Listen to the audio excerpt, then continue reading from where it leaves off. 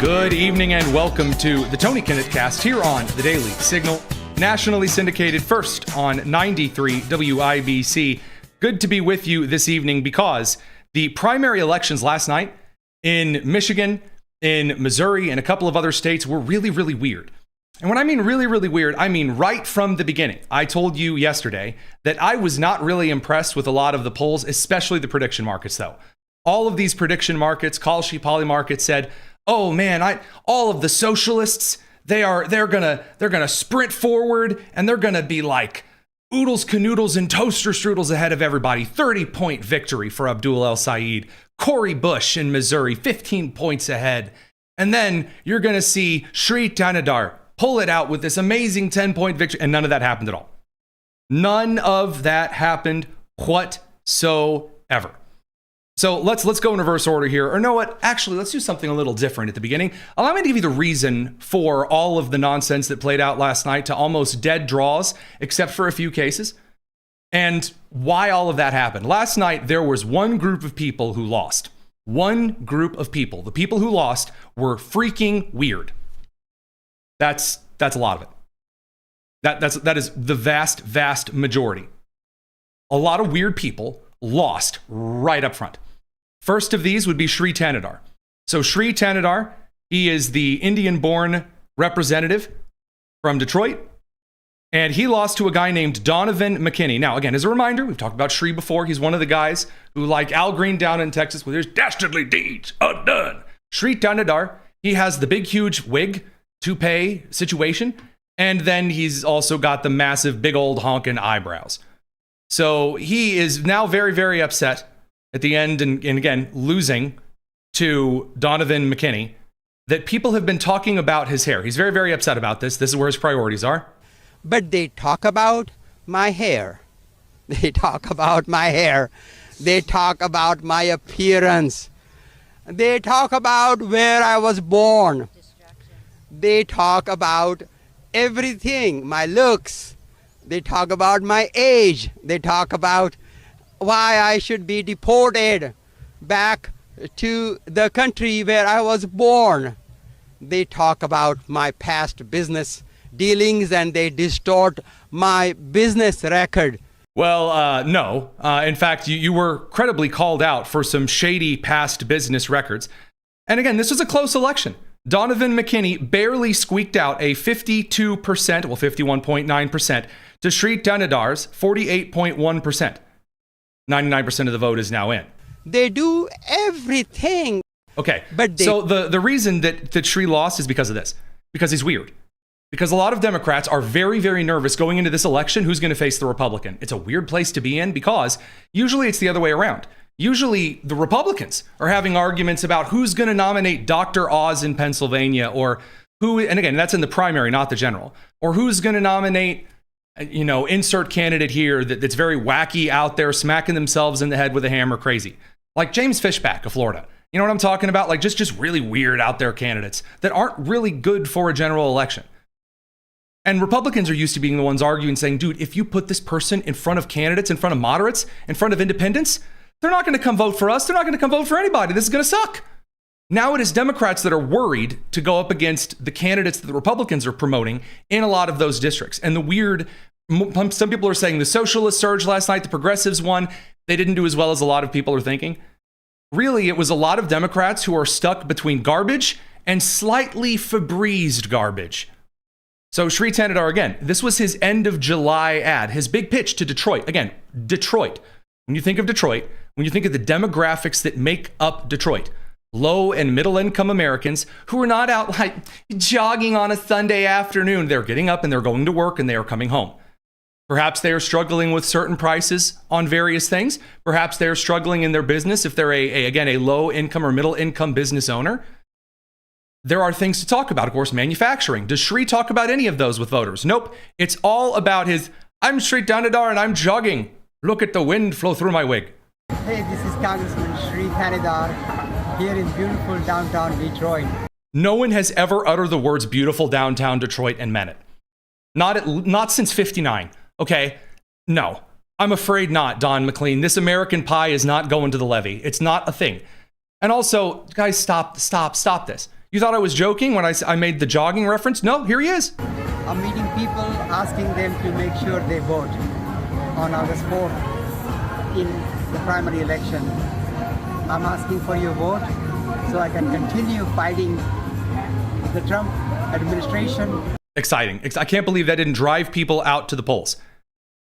And by the way, this kind of stuff is not new. This has been happening with him for ages. I don't care how old he is. He can't even name the neighborhoods in Detroit. I don't know. What are the 5 Grosse Points cities? Well, look, I'm not here to answer a quiz. I'm here to say that I'm going to fight for the people of Detroit. I'm going to fight for my constituents. And Grosse Point. And the points are the park, the city of Grosse Pointe, and then the farms, the woods, and the shores, I think. I'm from Indiana, and I know this. And all of the Grosse Points and all of Taylor and every part of the 13th district. Didn't work. Now, what about the socialists? The socialists who barely squeaked out a 2-point victory against him. This is going to be the other half of it, because the weird did not do very well. But what about the socialists? They had some wins, right? What about this Donovan McKinney guy? When you listen to him, again, he's a through and through socialist, but he just acts normal, even if it's fake. Zoran Mamdani, during the campaign, acted normal. Other progressives throughout the country that have run in the last year or so, they have tried to act normal, and unless you're in Los Angeles or New York, you have to in order to win. The guy named Kai something or other down in Arizona who got spanked by the incumbent Democrat, dude was a Fruit Loop that even Toucan Sam wouldn't touch. All right? And when you see Donovan McKinney here, dude looks and acts normal. All right, so I'm tracking hundreds of races across the country right now, so I apologize if I get anything wrong, but I believe that you are a candidate who has been endorsed by the DSA. What does that endorsement mean to you? It means a lot. Listen, we are building one of the biggest and baddest coalitions in the country. I have over 150 plus endorsements from DSA, National, to Working Families Party, LCV, Sierra Club, a lot of our enviro groups. Shout out to Jane Fonda. So far, it's just normal. Just a guy. He's just a dude. Now, is he saying radical stuff? Yeah. But is he just acting like a dude? That's easier to vote for. Now, again, this is the same kind of socialist, well, for lack of a better term, BS, that is going to be really, really difficult to sell to independent voters who really do not like the stuff that he's offering. But in the primary, acting like not a nutcase is in the Midwestern Rust Belt United States and then also in the Central Plains. It's really turning out a different class of voter in the primary, and it's just barely enough. So here's the same, again, I told you about his socialist stuff. Here's his bona fides. You know, if you get elected to Congress, would raising the federal minimum wage be something you would work on? Is that something that's Yeah. So I've been a part of the, SEIU to fight for $15 minimum wage here in Michigan ever since the early 2010s, like I think over 15 years ago. And $15 back then, we were fighting for $15 back then. But $15 an hour equates to about $30,000 a year. That's nothing in America today in the year 2026. And so, the federal minimum wage is still, I believe, at $7.25. Yep, it's unbelievable. Like $15 isn't nothing. So in reality, we need to, keep up with inflation. I think I'll look at some data points. I think if we can raise it to a livable wage, which is anywhere between $22 an hour to about $35 an hour. $35 an hour. Multiply the minimum wage by 5. There you go. That'll fix it. Again, Seattle and Washington State as a whole is really struggling with implementing this policy because it's destroying businesses. So these kind of policies are not going to be as appealing to voters, but for the primary, if you get out there and you do the radical stuff, sure. But if you're going up against crazy whack-a-mole insane person, it's a little bit better. Now, in this case, it also flips the other way. So you say, well, Tony, no, actually, it's the socialists who are really appealing. Over in Missouri, Cori Bush, who is more socialist leaning, went up against Wesley Bell, the incumbent, or as Politico described him, the AIPAC endorsed incumbent Wesley Bell. And Wesley won. Radio crew, we have to send you over to the commercial break. We have more to cover in the meantime on the live stream. It's the Tony Kinnett Cast here on the Daily Signal. Now, we're going to get to Abdul and all of his stuff here in just a minute. But as far as what we're looking at with, again, the Cori Bush stuff. She lost to Wesley Bell. Now, he had a pretty sizable victory over Cori. She got spanked, I believe is the technical political term here. 59.2 to almost 37%. Not pretty at all. But again, all of these betting markets said that, oh, Cori Bush has all this momentum online. Her tweets have a lot of likes. She gets out there on Instagram. There's a lot of heart emojis on her Instagram posts. On LinkedIn, people are saying that she's inspiring them to do special sales techniques or whatever you do on LinkedIn. Cry sadly and depressed in the corner. All right, people are talking about her. So all of these like political market tools on the gambling side got together and said, oh, I tell you what, Shri's going to probably win.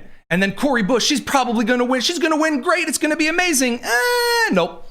She lost. She got stomped. And I'm telling you, it's all about the weird. You need a case in point. You need an example. Here you go. Cori Bush's somewhat of a concession speech is giving Jasmine Crockett a monster. Here you go. You were bamboozled and you were deceived by those ads. So if somebody has to smear someone else, Cori Bush talking about smearing someone in a negative connotation is freaking hilarious. I mean, talk about the pot calling the kettle Cori Bush. Hoo boy indeed. But also, you were deceived by a scarlet letter. $5 million worth of lies. You all, then that means that they have no story. They have no vision. They have no value for you. Never have. She's just panicked, upset, very, very angry. The emotions are high running. What about Wesley Bell's concession? So yeah, there's going to be times we disagree on issues, but that never should stop us from doing the work. Now, by the way, you'll notice that if we're actually get into the conversation about, Ebonics and the quote unquote black scent that he's using, it is just as quote unquote inner city as Cori Bush's. So this isn't an issue of how black he is or how black he's acting, which would be really weird to talk about anyway. He's simply carrying himself in a manner that everyone is more amenable to. And this is the more moderate compared to Cori Bush. Of regular folks. We can disagree over here, but we can still do the work. We can disagree over there, but we can still do the work. Now, this is an individual, by the way, who has made it perfectly clear that he's not going to the socialist side because the black voters, his words, not mine, in St. Louis, Missouri, are way, way, way, way, way angrier with socialists than they are with the Republican side of things. That's a big deal. Now, again, I remember there happened to be a very soft man on the CNN side of things who told me about a week and a half ago that it was really race baity to suggest that black voters were just not excited at all about the socialist candidates. And that finally, those 2 points, both the weird side of things and then the delightful abandonment of the Democrat Party of all of their traditional groups, union voters in the Rust Belt, you're Bill Clinton kind of populists. And again, black voters, Hispanic voters, and union line automotive workers, the actual working class people. Yeah, they're just, they're really, really, really not in the mood for what's been dishing up. And it caused a wildly close primary. Now, I actually kind of called this one. Sorry to take a little victory lap here early. I suggested it was very, very likely we were going to see Abdul El-Sayed barely squeak out a victory against Haley Stevens. And that happens to be what occurred. However, there's a little more to it than that. Because what I was hoping for, and I said this on the air, I said, I am going to be looking at Detroit.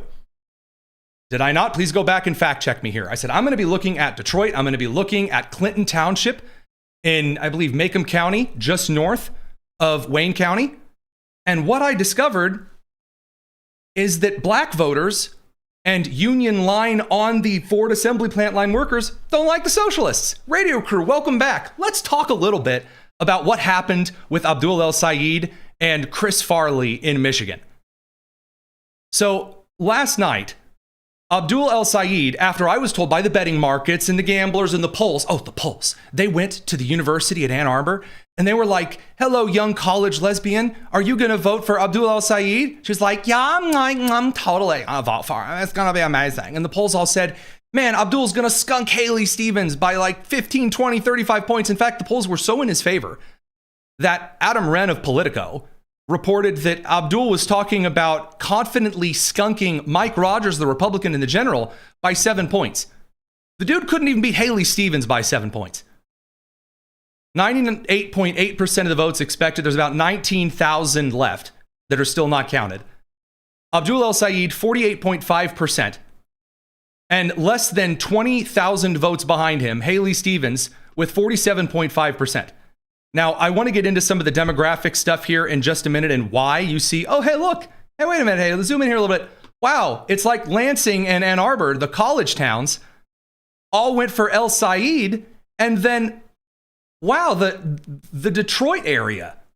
The Detroit area, Wayne County there on the bottom there, and then the south, Oakland in the northwest, and then in the northeast, you've got Macomb County. They all went for Haley Stevens. Now, it was very close, and here's why. A lot of people are saying that this is all due to the McMorrow-mentum and that one redheaded lady staying in the race for too long. Is there a little of that? Kinda. Most of the reason that this was very, very, very close, though, is because Haley Stevens was one of the worst candidates the Democrats have ever run. She's Joe Biden in his dementia state, but yet looks younger and is a woman.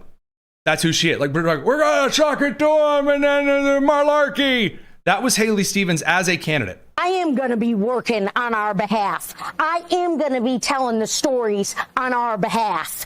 And you better believe I'm going to be doing it with a little bit of joy, a little bit of enthusiasm, a little bit of energy, and a little bit of stick it to them. Oh, yeah. Because that's the Michigan way. Oh, it sure is.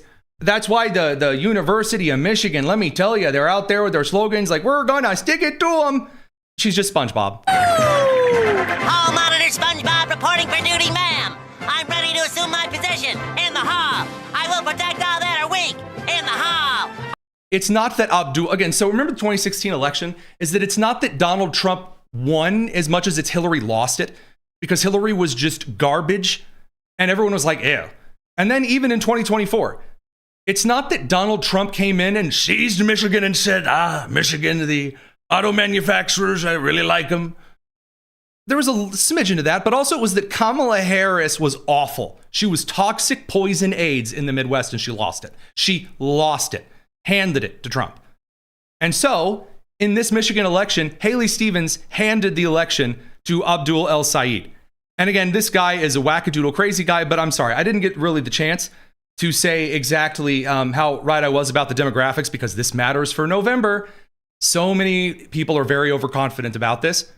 Now, by the way, people like Hassan Piker, who were all in and saying that, this socialist movement was going to sweep through Michigan and then Wisconsin and everything. He's not exactly running as many victory laps as he thought he was going to. But we'll get to him in a minute. Here's Harry Enton on the polling data saying something rather familiar. You've got Haley Stevens. In your Columbia blue, you've got Abdul El-Sayed. And what you see here is you see that Haley Stevens did particularly well in this corridor. And what's in this corridor? Well, there are a lot of working class voters and a lot of African American voters. Abdul El-Sayed did very poorly amongst these groups in the primary. It's going to be very interesting to see whether or not he can bring them into the tent come the general election, bring those swing voters with them, because where Abdul El-Sayed did well, to be honest with you, we're really just college towns. Oh, man, wow. And again, from Shannon Watts. Shannon Watts, guys, not the most super duper to the right, like bending data kind of stuff. Nope. El-Sayed winning with young, suburban, white, and college-educated voters. And Stevens getting the votes of the working class, low and middle income earners, rural, and black voters. Mike Rogers is going to have a parade with that. Going to have a parade. And Elisa Slotkin knows it. That's why Elisa Slotkin, the current senator who just beat, 2 years ago, just beat Mike Rogers by, I believe, what was it? Like 0.3%? She's now going all after Trump. She's in panic mode. There's a lot of panic over on the Democrat side of the aisle on the inside because as you hear from guys like James Carville, kind of the old Bill Clinton style, last of the moderate-ish Democrat style, This is from Western Lensman, by the way. You've got Bernie Sanders now saying, if you don't support the socialists, get out of the party. James Carville, I'm not voting for Abdul. I am not going to be in the same party with Hassan Piker. I can tell you that right now. If he becomes a force in the Democratic Party, I'm out of here. James Carville says he doesn't want to be in the same political party as Hassan Piker. Which one are you going to take? Well, that's not much of a choice. If Mr. Carville doesn't want to be in my party, the party that I belong to, that Piker, that El-Sayed belongs to, he can start his own party. Okay, so I will bring back Bernie Sanders' pronunciation of the Abdul El-Sayed name in a minute. I do love this strategy. It's a terrible, terrible strategy. And of all of the markets to shift it to, the movie and the video game markets are bizarrely the best example of this.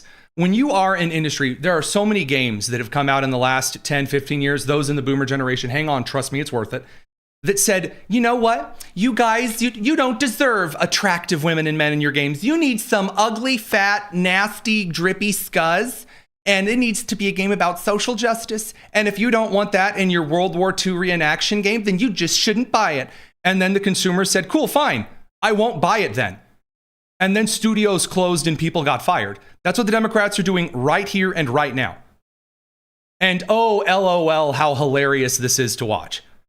So that brings us finally to Abdul El-Sayed. Now, I told you, Bernie Sanders, who can't even pronounce Abdul El-Sayed's name, what is it the Fetterman called him? The Pontiac Plattner? Abdul came out today and said he has his own, he's so overconfident. He thinks he's got the world he's got the world by the short hairs here. He says, if you can't pronounce my name. They think that you want to use my whole name against me. Mike, listen, man, if you can't say the name, it's Abdurrahman, keep the name out your damn mouth.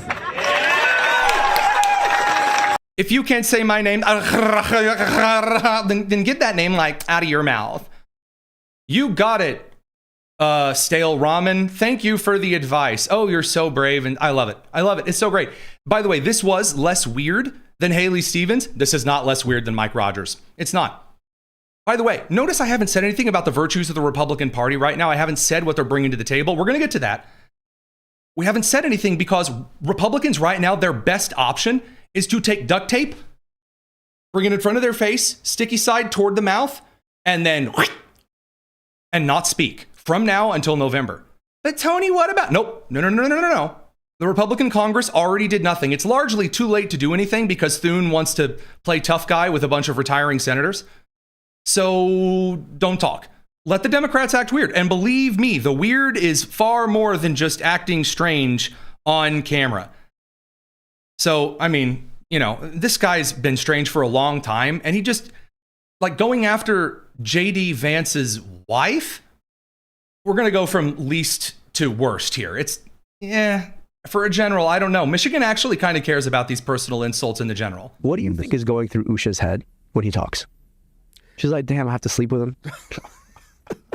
I mean, I guess she's pregnant, so I guess something's happening. But you got to imagine, truly zero charisma. Usha, get out. One of the reasons that I don't encourage candidates on elections when they are on here sparingly as they are to get into the weird podcast style interview. That ain't helpful. If you're a good campaign manager, you're sitting over there going, why? Why are you talking? This man is just independent poison. This man is hemlock mixed with AIDS, mixed with the clap as a candidate. He just is. We're going to get into why. Radio crew, send you guys over to your commercial break or the FCC will force me to watch Abdul El-Sayed videos. It's the Tony Kinnett Cast. Way more to talk about. See you guys in a second while we continue on the live stream.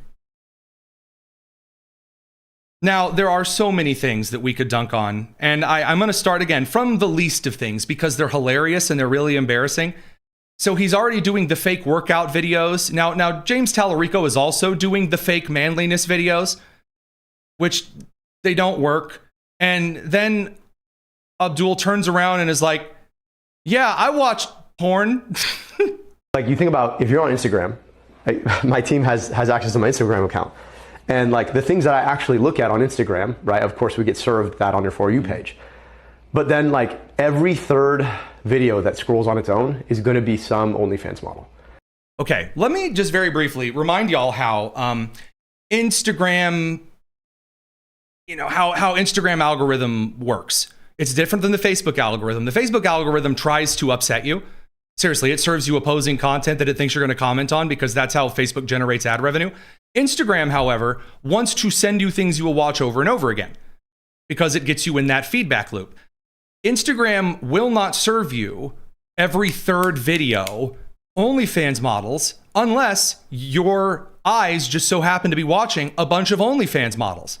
So thank you for, in your little fake workout video, for telling us that you'd like to watch incredible. Great start. The radical side of this guy is the actual rough stuff. It's on the socialism side, and then it's on the Islamism side in a couple of different ways. So his big partner, Hassan Piker, by the way, who was very, very angry at the Haley Stevens supporters who came very close to dethroning Abdul's little run yesterday. He just decided to just call a huge chunk, half of the Michigan Democrat Party, Islamophobic. Okay. Like everyone being like, Abdul has a work to do mending bridges. Here's the nuke for you, okay? You are all unbelievably Islamophobic pieces of okay? Good start. Very, very good start. So again, this is the guy, we've talked about this before, who has defended America deserving 9/11. And again, Abdul refuses to get rid of him. Refuses to go after it. And like the Graham Plattner creeps as well, refuses it. He says, no, big tents are great, no matter what. The question to you is, when did we start bending to cancel culture? When did we start saying that cancel culture was okay? Because clearly on your show, you have a number of people who you don't agree with, including me. And I think it's important for all of us who want to win votes, who want to build America, to go and talk to anyone, anywhere. And we only have limited time, so I don't want to cut you off. But I'm talking about someone standing with the #1 state sponsor of terror. I'm talking about condemning the worst attack on American. If you want to vote. But he won't do that. And again, he's also been caught consistently for, defending terrorist attacks that have happened this year. Like when the Islamic terrorist from Dearborn drove a vehicle with explosives in the vehicle through a Jewish daycare and synagogue. By the way, there were also Muslim children at the daycare. And he wouldn't even condemn it. He's like, well, it's probably because the person was really hurt. Like they were really hurt by the Middle Eastern actions. That's why they went and tried to shoot up a synagogue and a daycare of little toddlers. When it comes to Temple Israel, I was profoundly shaken. Many of my friends growing up worshiped at Temple Israel. Nothing justifies the heinous attack that we saw on Temple Israel. I stand in solidarity with my Jewish sisters and brothers for an America So he'll do this. He'll say, I stand in solidarity with the Jews. And then he'll immediately go back to refusing to condemn anyone who goes after Jews or Christians. Where that kind of thing never happens again. Mm-hmm. Exciting stuff. And again, this kind of thing always comes down to his previous statements. Just like Francesca Hong in Wisconsin, who we'll get to. You don't have to get up and run your mouth and say dumb things. But here he is saying, hey, you may not hate Muslims, but Muslims hate you. Radio crew, welcome back from the commercial break. Behold, the definitely not awful words of Abdul El-Sayed. Listen, I was talking with Kamal Salim's endorsed me for my governorship. It's not racist. He was talking about it as a function of his religion. Well, it has nothing to do with religion. Just because he's got the keyword Muslim in it, that doesn't mean it's a Muslim organization. It means that they use that as a mask to go off and do things like he's doing right now, go off and make it a victim play. So he gets into this weird speech about defending the Muslim Brotherhood. And you can imagine going to school with a name like mine, you get a fair share of bullying. The fact is that I just don't pay attention to bullies. It's not worth it. But here's the thing. One of the biggest frustrations that I've had is that the assumption that there should be some sort of association between me and some dastardly group functions simply on the fact that I choose to pray a particular way. Now here's the interesting side. By the end of this clip, and it's like another 2.5 minutes long, I'm not able to play the entire clip here. He finishes by saying again, and I quote, "You may not hate Muslims, but Muslims hate you. That's just the way that it is. You have to accept it." No. Oh, no. And again, he's trying to back away today and say, actually, I'm a very pro-Jewish candidate. The reason he is saying this is because there are voters walking away saying things like this. If El-Sayed wins, I will not vote Democrat. I'll switch over, and I'll vote for a candidate with character, whoever that might be. At the Haley Stevens event. Look, if Abdul wins, I'm not voting for him. And it's the policy. Again, it really is the policies the policies that get rough, like, for example, a big issue for a lot of the Midwest, giving illegal immigrants driver's licenses. No questions asked. Yeah, sure, a lot of people are getting killed by those who can't speak English that are driving semi-trucks and causing major automotive accidents that result in dozens of those dead a month. But hey, you know. Beyond that, I look forward to pushing forward legislation that would preempt localities from participating with ICE and using their local resources to do the same. Beyond that, we've also got to make sure that in this state, we are not discriminating by documentation status. Right now, if you're undocumented, you don't get access to a driver's license. So you're stuck. You don't get access to a lot of the basic things the state offers everybody else. And I think that's ridiculous. And so we've got to stop discriminating that way. That's how, again, the same kind of framing, the same kind of stuff. And he's been called out by a ton of different members of his own party for not actually being a real, like, doctor. He called himself a doctor. Oh, I'm a doctor, just not a physician. But he said he was a physician. Just, again, someone who used the degree academically. Some questions even there. But worst of all today, again, Abdul El-Sayed has connections to the Muslim Brotherhood, which is a designated terror organization. And at a counterterrorism hearing in which a lot of Democrats skipped today in the Senate, here's Ted Cruz making the link, guys. And this is not even to mention the economic stuff that he's very unpopular on with Michigan voters. Now let's look at the Muslim Brotherhood network today and its influence in the United States today. In fact, just yesterday, Abdul El-Sayed, the son-in-law of a leading member of several Brotherhood groups, won Michigan's Democrat primary for U.S. Senate. Perfect timing for this hearing. Probably explains why no Democrats are here and none intend to attend. Because their campaign is now openly embracing terrorist organizations waging war on America. Now, I had a debate with Mike Leon over from the Can We Please Talk podcast, further to the left than I am. And he suggested that there was a large group of voters in Michigan that are Islamic and that are Arabic of origin that are really going to coalesce and come vote for Abdul El-Sayed. The problem is we're just not seeing it in the numbers. Despite that, there are also a lot of Michiganders who are nervous about this kind of stuff and who are worried about this kind of thing.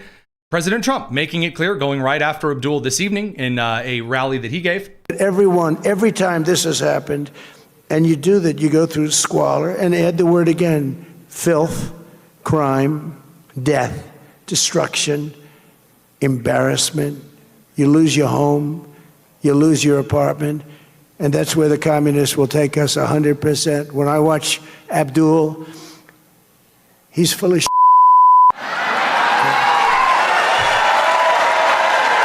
And you can say, well, voters really don't like Trump. Guys, we have done this before. Voters do not come out to vote against the president like they used to.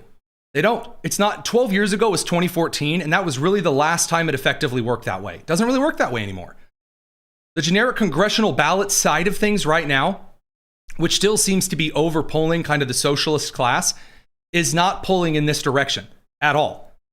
And then in the own party, you heard the encouragement from Bernie Sanders, to get rid of James Carville. Same thing, John Fetterman making the same case, and he's being ostracized for it. Hold that seat. So you think he could lose to Mike Rogers? Oh, 100% that's possible, without a doubt. I mean, the polling seems to indicate that it is in danger. So how should members of your party, the Democratic Party, come together to defeat the Republican candidate? Yeah, well, I can't come together with someone if you are willing to embrace people that loves Hamas. Or he then continues to talk about this whole socialism and communism thing, which is, again, bizarre because Fetterman was, when he joined the Senate, when he beat Dr. Oz, who, again, Dr. Oz had beat Dave McCormick in the primary, Fetterman voted very progressively, very aligned with Bernie Sanders on voting issues. He doesn't anymore. They're shoving him out of the party. Democrats are shoving on the line low-income and middle-income workers out of the party. And the interesting thing, and you can see this, for example, in the comment section, those who are offering their critique from the left side of the aisle do so by going after Trump and using very broad scope academic suburban arguments. That's not going to win these congressional elections. Don't get me wrong. Republicans have a ton of their own issues. But across the board, Democrat candidates are trying things that are just not going to work. Another weak candidate, a very easy candidate for Democrats to beat. They shouldn't be in the position that they are, neck and neck, is James Tallarico and James Tallarico and Ken Paxton. Just unnecessary for their own party to be doing this kind of a thing. James Tallarico is trying so hard to gain momentum, and you're seeing the exact same news stories that you saw during Colin Allred's fight against Ted Cruz or Beto O'Rourke, in which they would come out and say, oh, he's going to do it this year. Oh, Beto's raised so much money, and he's ahead in the polls. Colin Allred's raised so much money, and he's ahead in the polls. And they're only polling like Austin. And they just keep making the same mistakes. So remember when Beto O'Rourke was like the man of the moms? There was I don't know how else to say this. Excuse me for the term. There was a meme that gave me nightmares with how cringy it was that once called Beto O'Rourke the MILF tamer. Didn't work out very well for him. Now they're trying to do the same thing with James Tallarico. They're like, hey, look, he sat down with all of these Republican women, and these Republican women are voting for James Tallarico because they don't like Attorney General Ken Paxton. And you are all three women who have been Republicans for most of your voting lives. Who's most of your voting lives? Hang on a second. Voting for James Tallarico. So they found three ladies, and I'm sorry, my lib radar is going off here. First of all, the only woman that I would suggest might have at one time been a Republican is the lady in the middle. And that is because she has the kind of arms that suggest to me that she knows how to cook. I mean, there's something about a Southern Republican woman who just like, they have the same arms, all of them. And they cook better than anyone on the face of this earth. And they are salt of the earth ladies and they're lovely. So I don't know about the middle one. The other two though, no way. Absolutely no way. Not buying it. Oh, and then again, most of your I guarantee you they've been voting since Hillary, Democrat. Don't give me this. Also gave him my money. Yeah, I like him. Yeah, he was a middle school teacher in public school in Texas. That's what Republican women love more than anything. I mean, he's kind of like the Hallmark middle school teacher kind of a guy, and like, ooh la la. By the way, you know what? When I was a teacher, I avoided mothers like this like the plague. I don't care for that. I don't care for that. He's like a middle school. Aren't you just so handsome and delicious? Step away, please. You're a grown woman, and I think what's on your hand is a wedding ring. Ugh. And they started cutting all his funding. And he said, well, if I can't change my school, then I'm going to need to change my state. And you know what I did when I didn't have the funding for certain things? I reached out to my parents and said, hey, guys, the teachers union at Knightstown Intermediate School doesn't take care of me for bleep. Would you guys help me out just a little bit for this one thing? I think it'd be really great for your students. They tripled the budget for the little assignment project that I wanted to do in about a half an hour. Because when you treat your parents right as a teacher, you don't run for office. You work with them.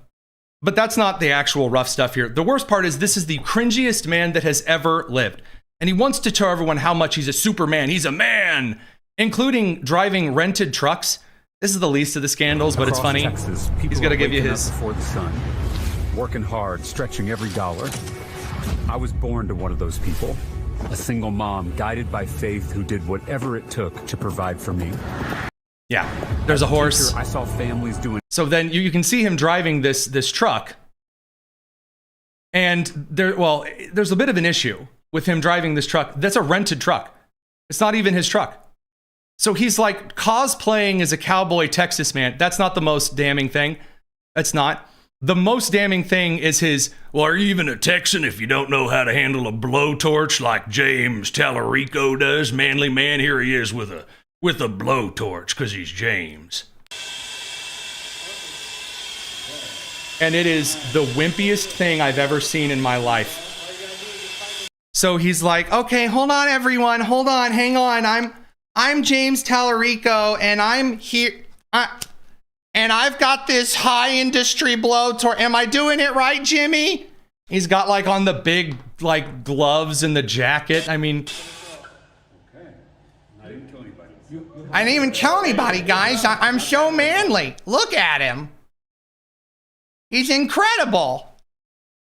Okay, radio crew, try not to get shoved into a locker on our way back. It's the Tony Kinnett Cast here on the Daily Signal. We're going to continue on the live stream. All right, so finally, again, it's just the weird. It's the weird. Ken Paxton is just not talking. He's just being kind of like standard Republicans. You can say, well, he has baggage. Sure, he dude's got baggage. Absolutely does. Am I a fan of the baggage? No. However, it should be noted that he's not the one out there making the baggage worse. It's Tallarico making his own baggage worse. Weird ain't gonna win in the midterms. Weird doesn't get people to go out and vote. The DMV is the best way I can describe going to vote. Going to vote's like going to the DMV. Mailing ballots is kind of the same. It's like mailing a letter to the DMV. It sucks. Francesca Wong. Now, I am very, very unhappy with my luck today because over on our new channel that we just made just for you, for some extra stellar kind of incredible kind of behind the scenes excellent stuff. You can, by the way, subscribe at Tony Kinnett Cast here on YouTube. Highly recommend it. We just released a brand new full receipts, one to the end kind of expose on Francesca Hong, in Wisconsin, the socialist candidate. All of the receipts, because now there's all of this gaslighting and no, she didn't say this, and yes, she did, and she's great, no, she's awful. I don't have time for any of that, so we literally recorded a half an hour special just for you, a little bonus tonus that includes all of the Francesca Hong receipts from start to finish. But she is currently trending. She's the next socialist superstar. Hassan Piker is very, very excited. He's just so proud of her. He thinks she's going to clean up and eat everybody else's lunch. I really, really, really, really don't see that. But anyway, again, either way, Hassan Piker, he's out there saying that she's the next plan for Michigan and she's going to be super great and everyone's going to love her, and Wisconsin as well. He had to kind of remind himself where he was, that he was in Wisconsin and not Michigan. Here he was doing this kind of nonsense.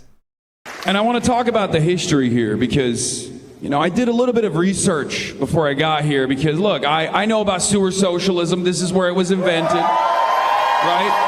He starts talking about socialism being a big thing in Wisconsin, which, again, the movement died very, very quickly. One of the also originators for socialism was here in Indiana. Our Eugene V. Debs, socialist candidate for president who ran from prison because he was a crook. And do you know what? The movement died here because it's not popular in the Midwest. It was sort of a farmer's thing for like a hot second, and then it died, and it died hard. Very, very hard. So Hassan Piker doing this, he also tried claiming that, again, Michigan is a super swing state. Again, he's campaigning for Francesca Hong while doing this. Like everyone being like Abdul.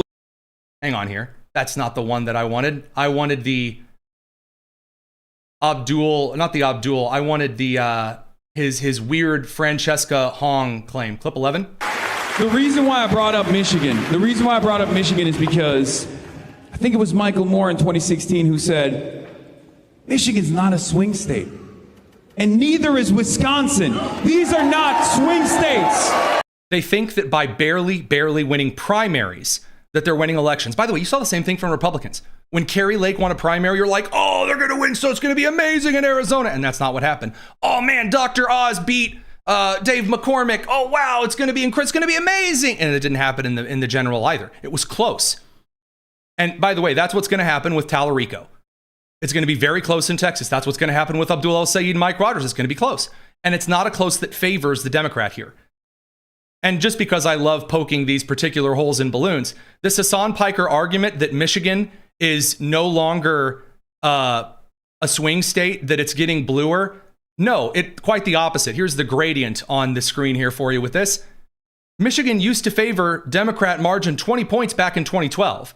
And it has only gotten more purple to where now in a lot of districts, they are toss-ups that used to be solid Democrat districts. So look, you can claim all that you want, that you have all of the momentum in the world. Nope. Winning elections barely, it's not momentum. And I said the same thing to Republicans when they were barely,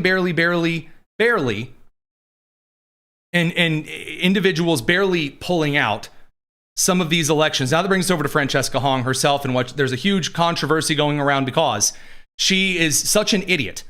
And again, go check out the new video. It's good stuff. She is such an idiot that she has made an entire shtick about canceling Thanksgiving. Sorry to the radio crew for not welcoming you back in. Welcome back. The socialist in Wisconsin running for governor. Back in November of 2020, she said, cancel Thanksgiving. It should have been done in 1621. It takes a worldwide pandemic for us to realize we should stop celebrating colonialism and the original super spreader event that killed indigenous folks and women. So be it, that kind of a thing.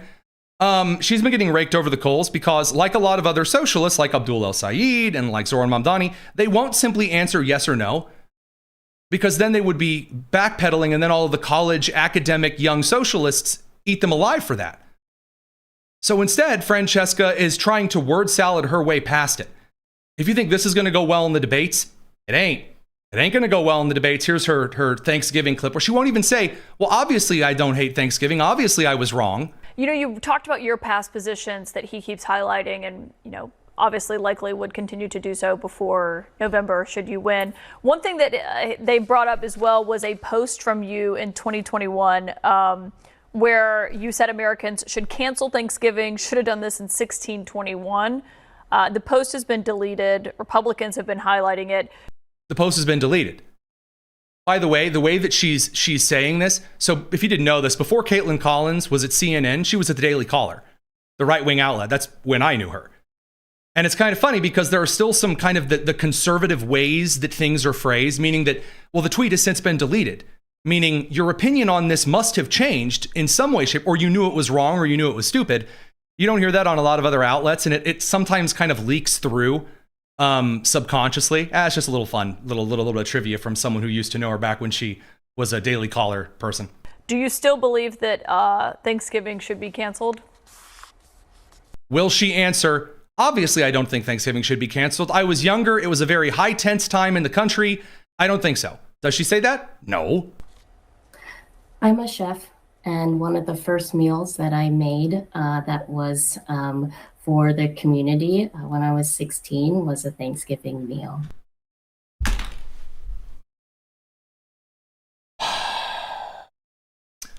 Do you think Thanksgiving should be canceled? I'm like a chef. And one of the first things that I made back when I was 16 for the community, of course, and like for the Iraq and the like, is I made a turkey. And then I thought, let's make it like a Jewish Thanksgiving. So I got a menorah and I put Thanksgiving candles in the menorah and I lit it. And I thought, oh my God, it's like Kwanzaa. Incredible. And other Democrat candidates for governor in Wisconsin are dropping out of the race. Primaries next week, by the way. I always think my hospitality background in owning a restaurant for 7-8 years, that bringing folks around the table to share conversation and build community is always a good thing. By the way, she owned a ramen joint that failed. So I owned a restaurant. I mean, look, ramen traditionally made ramen. By the way, she got criticized by the Japanese American community with some very anti-Korean slurs. Man, Asian to Asian racism is like African to African racism or European to European racism. That's like some competitive racism. There's casual racism, and then there's like competitive racism. And so the reason it wasn't highlighted by a lot of the outlets when she closed her ramen restaurant was that they had an issue with a woman of Korean descent making ramen incorrectly. I will leave it at that. But Thanksgiving is also a time that's incredibly painful for many people in our communities. And so I think I wanted to make sure that people understood that there are multiple views, but as an actual registered BIA card carrying member of the Cherokee tribe, I would like to tell you that actual Native Americans who don't just cosplay up, they don't care. They don't care. It's very damaging for Indians. No, it's not. It's not. No one cares. The only people who care are you and Cori Bush. Best of luck to you. And again, the reason I point this out is, again, Western Lensman messaged me today, right after we did all of this beautiful work on cataloging the next socialist superstar and all of her receipts before they gaslight you to believing they didn't exist. Here she is now to Politico saying, no, actually, it's my favorite holiday. My favorite holiday is Thanksgiving. Wow, the land of make-believe. No way. Because I love And then the Irie Center, the playbook reporter, this poor kid. So he doesn't know enough yet about the journalism industry. I would argue, based on his reaction here, to actually push back against this. But when you start pulling at your ear, it ain't going so well, Wishbone. Yep. I don't want to cancel it. I actually love it. We bring, actually, it's kind of in-laws and family members and their in-laws, and it's a big event. Go over once we're done with the show tonight. Please go watch that new work that we've done. It's excellent. It's good stuff. You'll enjoy it. Now, again, the left thinks that they are currently like surging in popularity. They have mistaken frustration in the country with some of the things that Republicans are doing or not doing, I should say. They're really trying to kind of eke their way past this and say they've got momentum. Guys, they don't have momentum. They don't. And it's going to get real ugly. Now, again, let's talk about the Republicans, because the Republicans are also whistling past the graveyard right now. Nope. What are Republicans doing? A whole lot of nothing. A whole lot of nothing. Radio crew, I know we have to send you guys out for the evening. So it is the Tony Kinnett Cast here on the Daily Signal, nationally syndicated, first on 93 WIBC. Join us over at dailysignal.com or youtube.com/dailysignal. And we're going to continue on the live stream because there is just so much more. Take care. Now the radio broadcast crew is out. You got to juggle a lot. We're on radio, TV, podcast, live streams. You have to kind of juggle all the audiences. So for those of you that find that frustrating, I am sorry. I know it gets on your nerves, but you got to do what you got to do. And now a word from Roku. I'm just kidding. All right, so let's talk a little bit about what the Republicans are screwing up, because there is a bit. The Republicans in Congress are doing largely nothing, with a bit of an asterisk. Now, we have Andy Ogles, representative from Tennessee. We actually got a chance to interview him this morning. I was wearing a different jacket then because I had a different, cleaner shirt on then that got something on it in the middle of the day. We have that interview for you here in just a moment. I can't wait to show it to you guys. I think you're going to enjoy it because there are some things Republicans in Congress are trying to accomplish. Senate Majority Leader John Thune is doing nothing, and he is somehow losing senators who used to be quiet. He's losing senators. Dave McCormick of Pennsylvania, who tries to run a more purple style of governance, has also joined the no recess until Brooklyn move, along with Mike Lee and a ton of other Republican senators, many of whom are kind of considered establishmentarians. So what are the establishment senators doing? I told you, John Curtis of Utah. I used to make the joke that you'd have Mitch McConnell and you'd have Tom Tillis, Susan Collins, Lisa Murkowski, and then that one senator from Utah that nobody likes. Not Mike Lee, because everybody likes Mike Lee. John Curtis is the one unknown-ish senator from Utah that no one really likes. He's an old technocrat. Yeah, he's pissing off a lot of people. So this is from 2 days ago, but I didn't really get a chance to talk about it in full. He says, quote, Utah employers tell me time and again how difficult it has become to find enough workers to meet growing demands.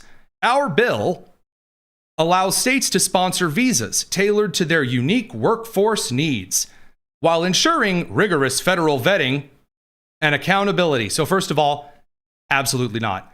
Anytime the legislature has before tried to force the executive to enforce the law in a certain way, it doesn't work. Because you have this thing called prosecutorial discretion, meaning the executive branch kind of gets to decide how they're going to enforce the laws.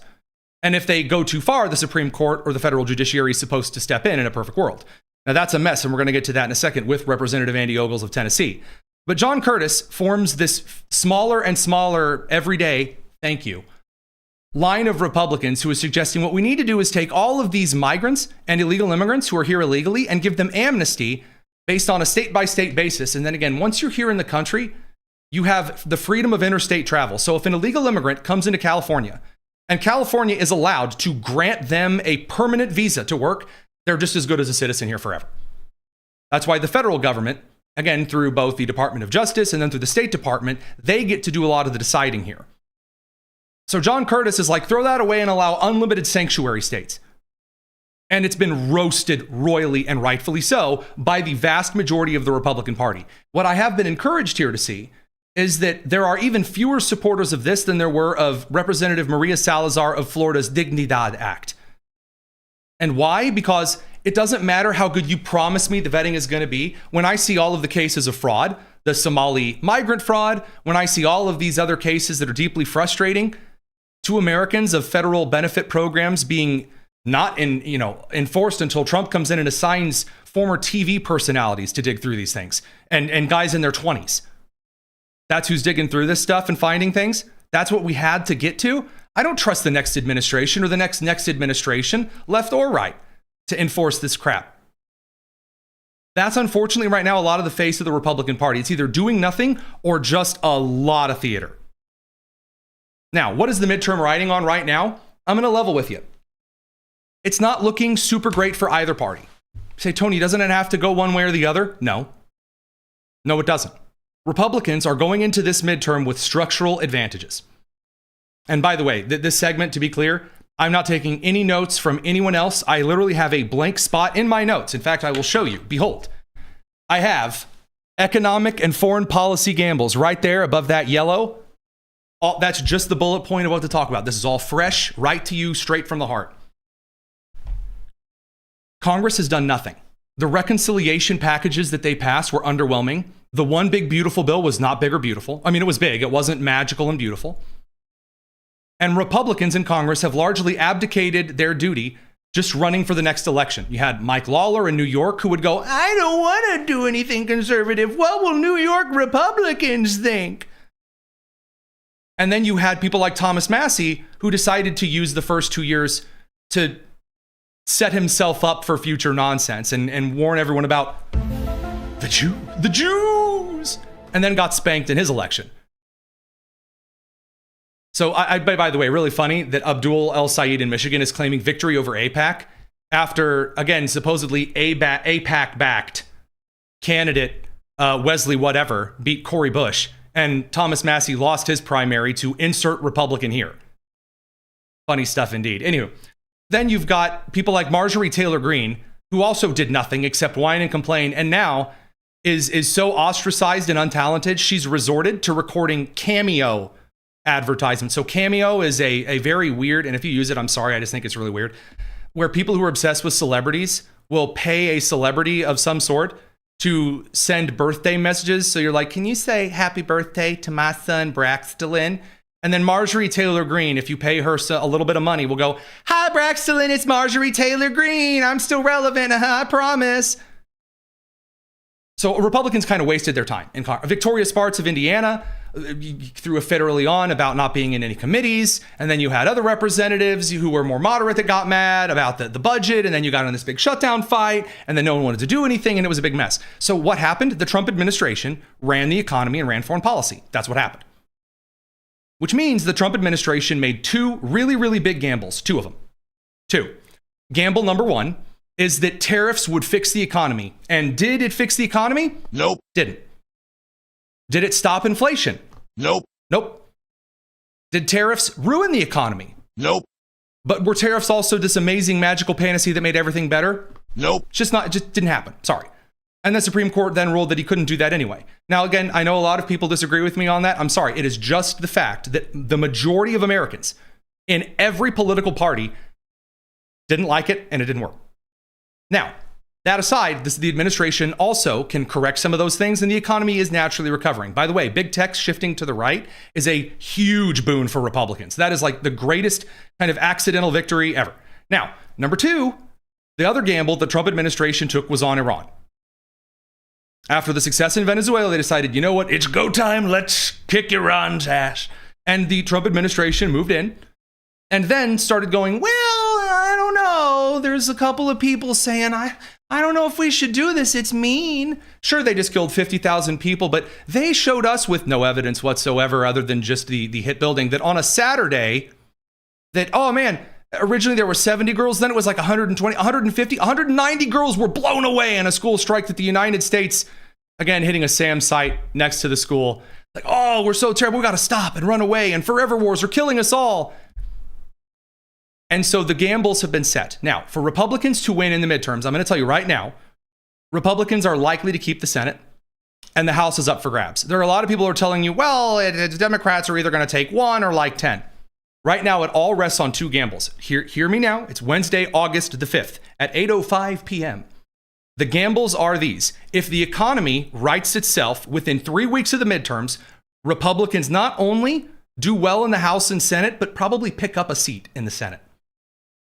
Yep. And by the way, if you think I'm wrong here, you think I'm a big dumb idiot, that's totally fine. We'll find out. Number two, if Trump does the Gulf War I thing, which I've received a couple of mail time questions about this, by the way, which is like, do you actually think this is going to be a Gulf War I situation from the 90s? Here's my answer to this. If we walk away from the Iranian situation in a tangible form of victory, which is either Balkanization or probably killing Mujtaba Khomeini for sure, or getting rid of Pazekian or something extra special that just really, really cuts things loose, and they walk away with 3 weeks to spare before the election and he gets to declare victory, not George Bush mission accomplished victory, but like real victory there, Republicans are probably going to pick up seats in both because the election maps have been rewritten in a lot of states. And again, Democrats are putting forward weird in their primaries like Republicans did in 18, 20, and 22. It's a different game. Now, those are big gambles. Do I know which way they're going to go? No, I don't. I'm not going to tell you that I do either. But that is the way that things are currently going. Now, a couple of international updates here and local updates as well. So now, again, a couple of the international and local news updates that you guys do need to know and that are pretty important because before we ever get to the midterms, we really have to tackle all of the chaos around the world. So speaking of Iran, by the way, Iran is now saying that if the United States does anything, then they're going to blow up all of the power plants of the rest of the Middle East. Now, can they effectively do this? No. There's also a CNN report citing very super duper US officials that say that we're like totally out of interceptor missiles. We are not. We are not. And by the way, please don't take my word for it. Take those who have the classified clearances well above my own, like not just secret, but top secret clearances, who know very well that we are not blisteringly low on stockpiles for things. Stop it. There are several degrees before we get there. Number 3, and my personal favorite on the list regarding the Middle East, Iran is still admitting they're pretty strugglesome. They are begging for something to open up the economy. President Pez Dispenser, Pazekian, has now said that communicating with Mujtaba Khomeini is very difficult now, but his presence is a significant source of strength for us, allowing us to maintain the process. No one has seen the son of Ayatollah al-Khomeini yet, at all. None. And again, the IRGC is still fracturing from the Iranian regime parliament. I know that initially it was being said, guys, some of these conflicts, this is not a 10-year style situation. It's been 6 months. Now, again, I know that others have said, well, it's been 2 months, it's been 3 months. I'm not here. I wanted things to go in one direction and finish it. Whether it's diplomacy or whether it's war, go all the way. One or the other, don't ride the fence. It's what killed Kamala Harris, for example. But in this situation, that's kind of that international update on that. Now, over in the invasion of Spanish territory from Morocco migrants, there are now reports coming in that different Moroccan migrants have sexually assaulted women throughout both mainland Spain and also over in Ceuta. So the latest case, a 36-year-old Moroccan migrant has been arrested in Valencia, Spain. That would be today, this evening, in fact, after sexually assaulting a 42-year-old woman at a tram station. He groped the woman's breasts and said he was about to rape her. Islamists doing Islamist things. Third world activities. So the victim managed to take shelter under the tram stop canopy and screamed for help until bystanders finally intervened and alerted emergency services. When regional police officers and 2 security guards attempted to arrest him, the suspect, shocker, fought back violently, punching and kicking them. I'm totally sure that this is going to result in a prison sentence. No, he's going to be let back out in like moments because that's Spain right now. Also, he robbed someone for 35 euro like minutes earlier before that. So the international situation is incredible. Now, Secretary Rubio is still doing work that is popular with the American people. Again, he just signed a civilian nuclear and military deal with Paraguay. That's excellent. Paraguay, excellent diplomacy and actual U.S. expansion to thwart China in action. Another major blow to the Belt and Road Initiative for China. Again, some of this stuff isn't getting any coverage at all. Also, Rubio has headed up a policy to now require that some prospective immigrants will have to post up a bond of up to $250,000 in order to get a visa. Meaning the handouts age? No, you got to be able to financially support yourself here and not just take money and bring in your 15 relatives who aren't doing anything. Now, I want to pivot over to some federal judicial news, but before I do so and get Andy Ogles on here, the Senate, one of the last things they're not really doing is deciding on this crypto regulation bill. So as you guys know, I'm really not a huge fan of cryptocurrency. Anything that requires power to gain access to currency, I just don't think that in some rather dire times that's reliable. Also, the whole Bitcoin wallet infrastructure, I just don't think is as secure as a lot of people make it out to be. But anywho, the Senate is also trying to figure out how they want to go after the discussions regarding crypto and taxation and also valuation, meaning the federal government trying to set artificial inflationary recognition of the value of cryptocurrencies. That's something you can't do with gold, something you can't do with silver. And also, you can't necessarily turn around and use crypto for actual, definitive, and specific technological advancement. Gold and silver, they're not just precious, shiny metals anymore. They are actively used in the great tech expanse. And that brings me over to a new sponsor that we have this evening. Very, very excited to have them because you guys know how wildly picky I am when it comes to sponsors. Augusta Precious Metals. Guys, when you get into the show business, a little secret here, all of the gold companies on earth reach out to you. They're like, hey, you want to advertise our gold company? And I've read so many pamphlets and brochures and email pitches. And there's, again, the only one that I genuinely so far have thought, yeah, pretty decent. Augusta Precious Metals. If you're interested in learning more about wealth protection, because the federal government can't regulate that any more than FDR already did, and the role physical gold and silver, because I'm a huge fan of silver, can play in long-term retirement strategy, Augusta, it's a great educational resource. I'm not trying to tell you to go out and buy a bunch of bullion right now. Learn about it a little bit. While the Senate goofs around with crypto, consider doing a little learning. Their experienced education team offers personalized, one-on-one educational web conferences where they'll explain how physical gold and silver work, how a gold IRA works, answer your questions, help you better understand your options. And so I would humbly suggest that you go over to TonyTrustsGold.com or text Tony to 35052. TonyTrustsGold.com or text Tony to 35052. Again, just an educational thing. Appreciate Augusta Precious Metals for sponsoring us and not asking me to scam my audience as well, by the way. Something that a lot of other of these, I'm not supposed to be this open with y'all, probably when it comes to the sponsorship things. That's why I said yes to Augusta. So again, there you go. Being very open with y'all about sponsorships. Very picky. Glad that they sponsored the show. Consider heading over there and again, texting Tony to 35052 so they know that my audience is a good audience. Maybe. Kind of a thought. All right. Last but not least, a little bit of news on this international and local side on federal judges. So a new federal judge, yet another federal judge, has now come forward to block this is so convoluted. I'm sorry. The federal judge we reported on earlier this week, who blocked the Trump administration from rescinding the temporary protected status of Haitian migrants. A new federal judge, because they're just trading slap fights back and forth like patty cake here, a new federal judge has stated that the federal court order blocking the Trump administration from ending Haiti's temporary protected status is no longer in effect. Why? Because the Supreme Court of the United States ruling in Mullen versus Doe.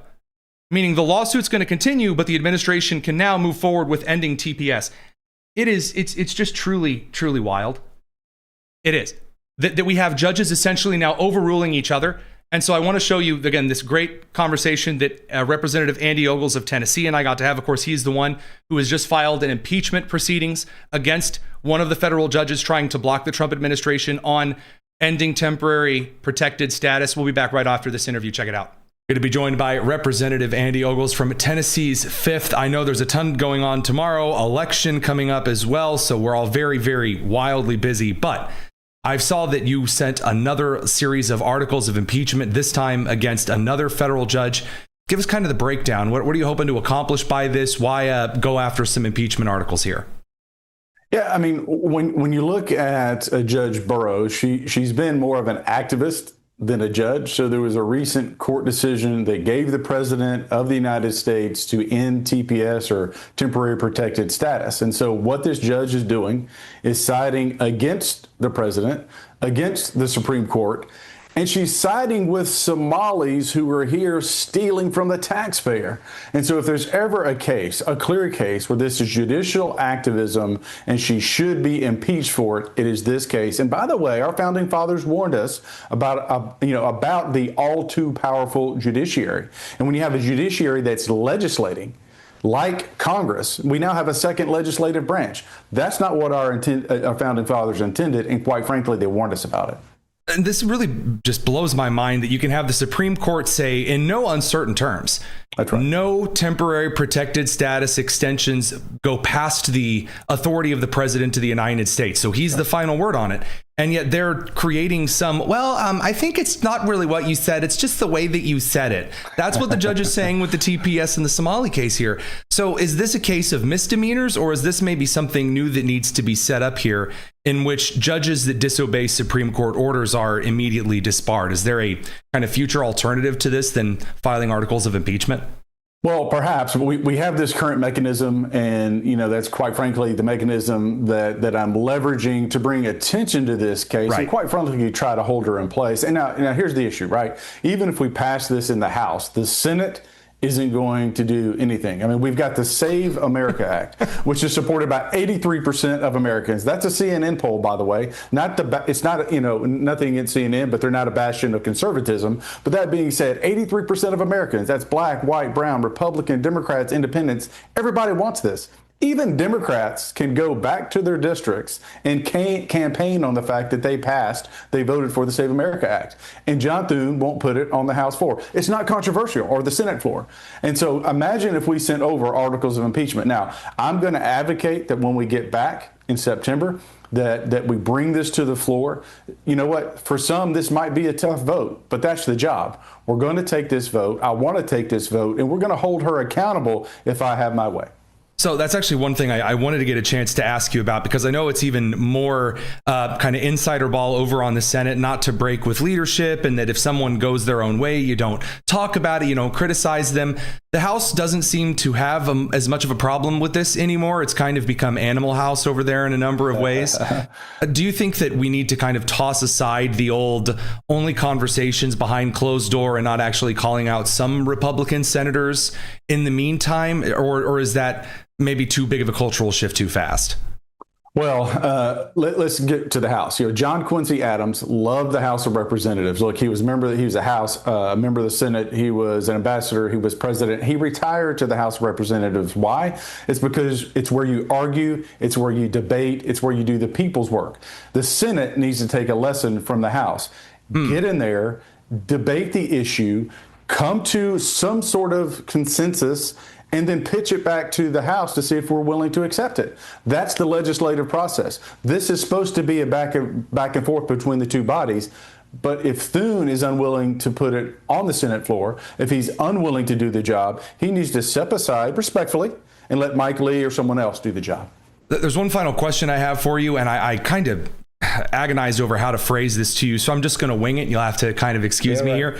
So I know that there are two groups who are going after you really, really hard right now, and I want to know from your congressional office if they've had any effect, or if you've gotten the millions of phone calls kind of a situation. Number one is the groups who say, you're being too mean about Muslims, Representative. You're being so mean about, people trying to drive their vehicles through daycares and things. And then number two, you're not being very nice about green energy, Representative. And you're not being nice about all of the windmills and the solar plants that almost produce power sometimes.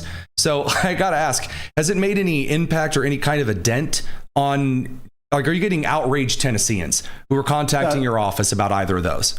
No, not at all. And quite frankly, I think people are frustrated. So you've got a billionaire in California who's getting millions of dollars of subsidies, and he's making so much money off of subsidies, he's willing to spend $2 million against me. You know what? We have veterans killing themselves at 20 to 22 a day. How about you take $2 million and help veterans?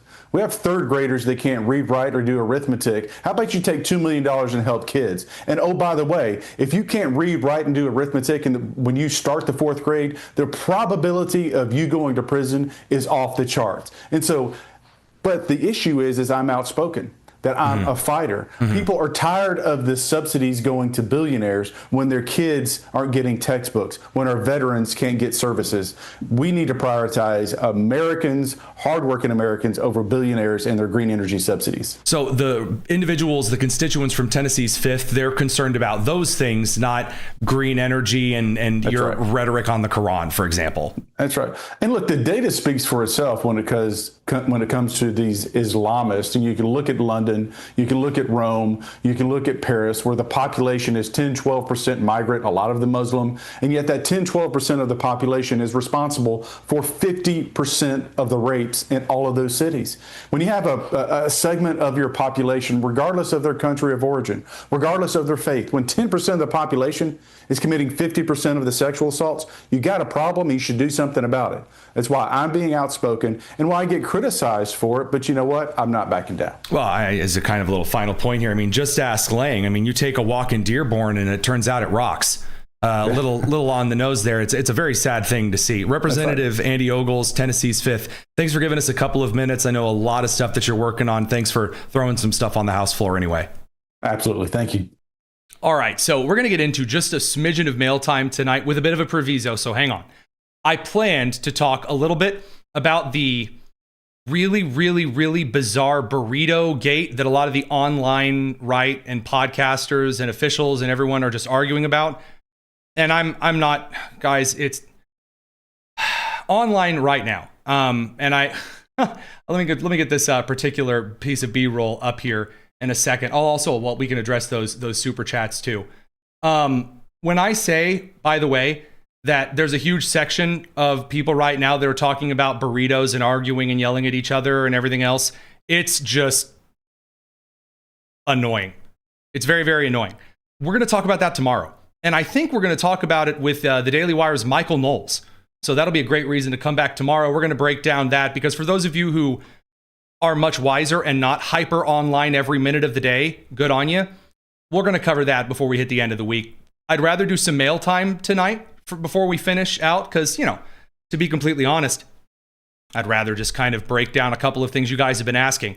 So first and most important question that I wanted to address right here up front. When do you actually do mail time? This is from Royce, and I have a pretty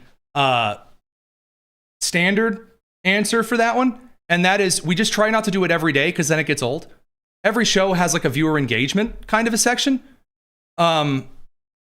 You do what you can, and I think that like if we do it every day, it doesn't have anything special to it. So that's kind of the first reason. Number 2 is pretty fun, and it happened to be on the screen. What are actually the standards for YouTube for the chat section and whatnot? Don't spam. If you spam a bunch of stuff, you're going to get blocked. If you break a bunch of the community rules, you're going to get blocked. That's the rules that I have my producers and the moderators kind of set. Okay, those are the 2 kind of more structural questions. So now I'll get into a little of the more interesting. Mail time. Mail time. Mail time. On the Tony Kinnett Cast. All right, so first and foremost, we had a very kind $2 $2 super chat from a guy named Chio. It said, oh no, the Indian Elmo. I guess he is kind of high voiced and talks like a Sesame Street Muppet. Shri Thanedar lost. Now what? The now what is that the Socialists is going to have to actually duke it out in a not incumbent election. We'll see how that goes. I think he'll probably do rather well for Detroit, to be honest with you. I think that progressive, that Socialist will probably end up getting in. Sandy FZ, a very kind $12 super chat, says, Tony, Thune is in trouble. De Geneva in court with Florida, with Beenan requested documents from Senator Thune in January, which he has had but failed to send. And then I see John Solomon. I know John Solomon and his Just the News crew. If that's over there, I haven't seen this report yet. There's been some other stuff in the meantime. To be honest with you, I wouldn't be super surprised, but do I think he's super duper in trouble? No. I don't think that Trump's going to throw Thune out right before the midterms. I just don't see it. From the Mar-a-Lago, the Mar-a-Lago man, $2 super chat said, Tony, tell us how much you love your producers. My producers are freaking fantastic, and I do genuinely love and appreciate them in the straightest and platonic ways possible. Producers Daniel, Jen, Lou, Josiah, of course, Allison over on the keys at WIBC. They're very, very excellent, and I'm very grateful for the work that they do consistently and repeatedly. To some of the policy style stuff, from a user by the name of Sugar on the Discord says, Tony, we've had several instances of China introducing invasive species into our water and crops. What's being done about it? And then they bring up like students having access to the entire country, waterways and things like that, but we keep importing more Chinese students. Well, yes, importing lots of Chinese students is in fact a problem, and a fairly large problem at that. Again, this is where I disagree with the president strongly. There's no reason we need to keep importing people all the ding dang dong time. I don't think that's good. I say pause it all until we figure out what's going on. That's the actual procedure that's effective. Now, as to invasive species and releasing things, it's not as coordinated as you'd think. And actually, I know that at least in the Midwest, from some of our DNRs, our Departments of Natural Resources, they've made some considerable headway against a lot of invasive species. Now, there is an answer to this you're not going to like, but it is the truth. The other way to get rid of invasive species is to invest more time into the research of CRISPR-Cas9, which is a medical and protein mRNA style of bioengineering that is somewhat closely linked to the mRNA, not a vaccine, that was pushed for COVID.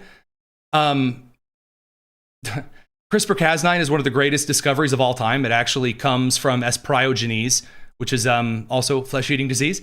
And it would be a way to basically, you could use, as one songwriter put it, one mosquito to wipe out all of malaria. Because you could have the protein, whenever it scans and finds something specific, it just cuts it and then kills whatever it is that it's just cut the DNA or the mRNA of. So in this case, the bioengineering defense to like kill all Japanese beetles, for example, to getting rid of them in the soybean fields, as was the concern in the aughts and the early teens. That's probably the solution there. But people don't trust the government to make those kind of solutions. So you'll probably end up seeing some mad scientists do it and then find success, and then that's where that'll end. Because that's usually what happens when the government stops innovating. Some private person will do it in a garage, and it gets kind of funny. So there's your answer. There's your answer there.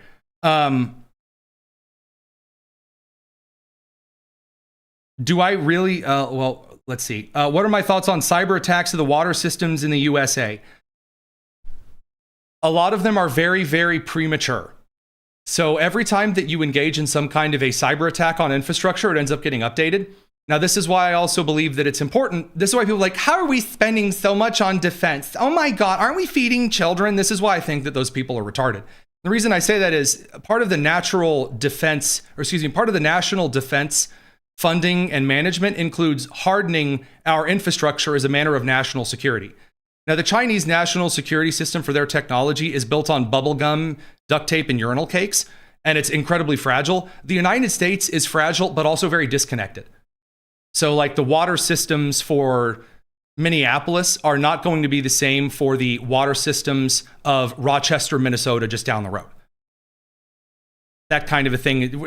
It was organized and set up independently here, whereas when tech comes to a country later, it's more centralized and is therefore more fragile. Del DeWee says, is the U.S. really down to less than 150 MQ-9 Reapers? No, it's not. No. I have to move on before I say something I'm not supposed to. Do I think that the boost to Russian revenue from higher oil prices is a factor keeping Trump from utterly destroying Iran? No, not even a little.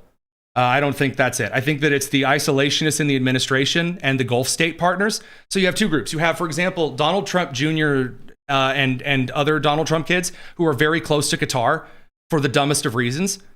And they are telling Trump to hold off because Qatar says no. And then also you have the rest of the Gulf states who are begging Trump, no, don't do it. And that's what's keeping Trump from finishing it off. Also, as I've said before, Trump doesn't want there to be other bad headlines, especially regarding the deaths of like US troops, for example. And to finish some of this, it might in fact put some troops in harm's way to finish it. And the guys who voluntarily signed up for those units know that.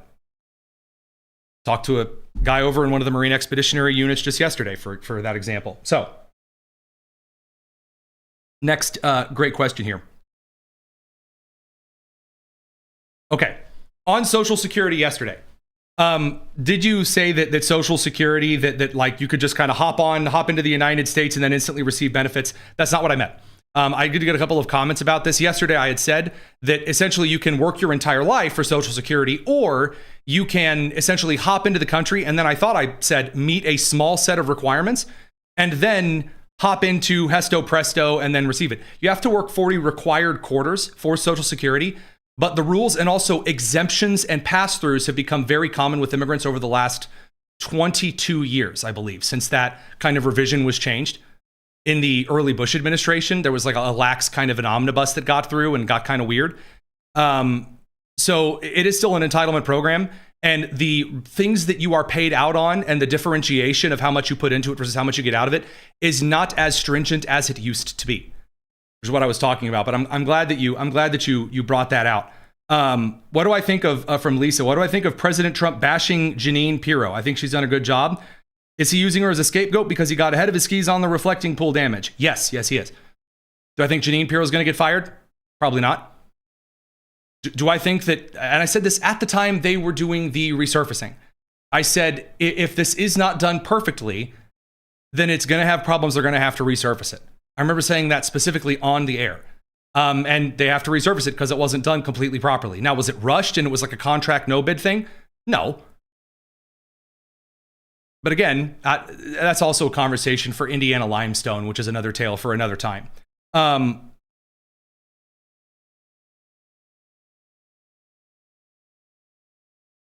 Is it possible that the U.S. wants to use the same Chinese students as CIA assets or double agents? From Jacob.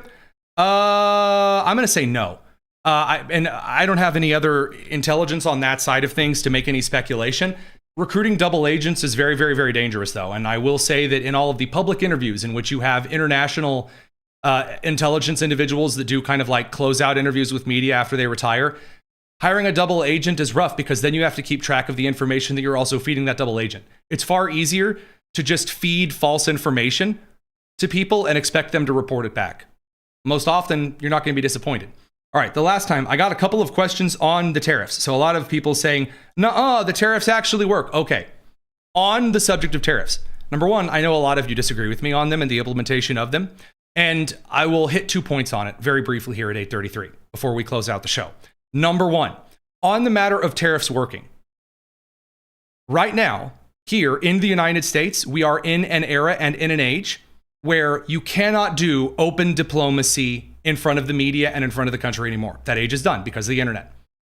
Another country can see exactly for why and for what you are using tariffs for immediately and make adjustments. We are past the era of countries learning about things weeks and months later, which is what tariffs were designed for. Specifically, even if they were updated throughout the 20th century, their original design. Number two, Peter Navarro has been consistently wrong and has gave the president advice on implementing tariffs in a way that was a horrible decision. Now, can tariffs be used as a short form leverage for diplomatic pressure and actually get some things accomplished? Yes, they can. Should Congress be doing that instead of the president? Yeah, yes, they should. Yes, they should. Otherwise, it should be an economic embargo. The answer to the tariff thing is Congress, not the president. That's the answer.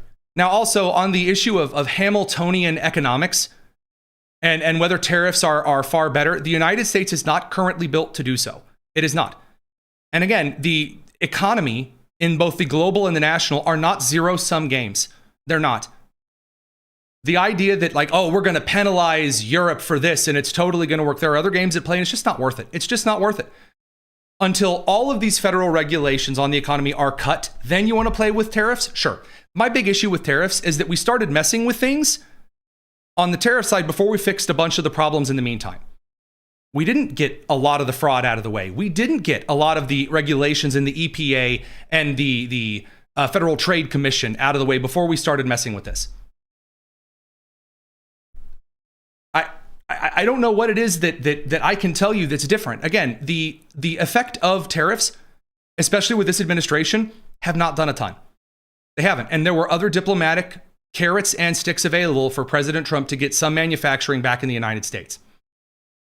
And I know that some of you guys who are of the older crew and are of the kind of the populist side of things were saying, well, either tariffs work and you just don't know what you're talking about. Okay, best of luck with that. Whistling past the graveyard doesn't help you. Number two, saying, hey, tariffs are just like way better than socialism. And the right needs to unite around whatever President Trump and the administration does because it's better than the left.